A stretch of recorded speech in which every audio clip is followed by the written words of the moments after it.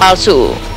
MJ, ia berperan sebagai penerima order atau pesanan pembuatan surat deposito berjangka palsu dan menyuruh Ivan untuk membuat SDB dan diserahkan kepada oknum karyawan Mandiri Investama. GA, ia adalah karyawan Mandiri Investama yang berperan sebagai pejabat Bank Mandiri dan menerima surat deposito berjangka palsu dari MJ dan menyerahkan kepada SY. DPH, ia berperan sebagai penerima order atau pesanan pembuatan surat deposito berjangka palsu. SY, ia berperan sebagai penerima surat deposito berjangka Mandiri palsu untuk mencari dana melalui penipuan. Nah, modus mereka melakukan kejahatannya itu dengan cara menawarkan surat deposito berjangka tersebut kepada masyarakat umum dengan syarat memberikan uang muka sebesar 6%. Nah, seperti contohnya tadi yang saya sampaikan, warga negara asing tadi yang dari Jordania, dia mendapatkan surat deposito berjangka 1 triliun, tapi harus menyerahkan 6%-nya, yaitu 60 miliar. Otak pelaku dari sindikat penipuan ini adalah AH. Ia yang berperan penting dalam pembuatan SDB palsu. Dan IS lah pembuat surat deposito aspal ini dengan perangkat alat yang canggih yang dimilikinya.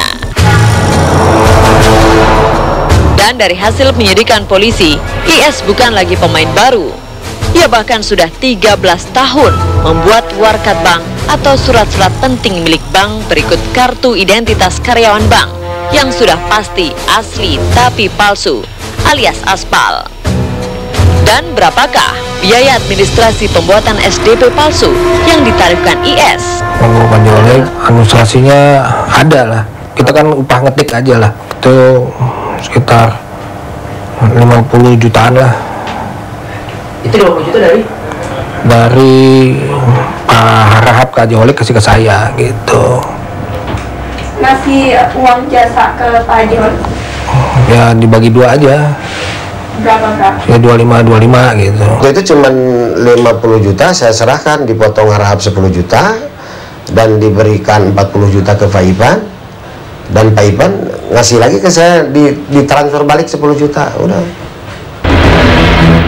Dengan modal surat deposito berjangka palsu yang bernilai triliunan rupiah, sindikat ini menawarkan kepada para korbannya. Dan biasanya mereka beroperasi dan menawarkan deposito palsu ini di sekitar restoran yang dekat dengan kantor bank, sehingga dengan mudah sindikat ini mengelabui korbannya.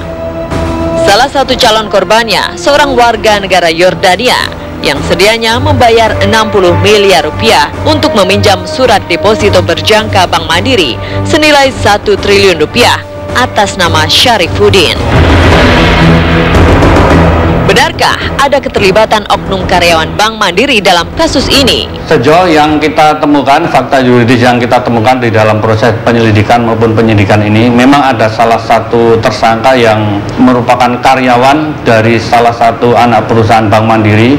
Makanya pada saat menyerahkan itu menggunakan uniform dan identitas anak perusahaan Bank Mandiri itulah yang membuat korban-korban ini agak percaya. Bahkan penyerahannya pun juga dilakukan di Plaza Bapindo di kantor cabang Bank Mandiri.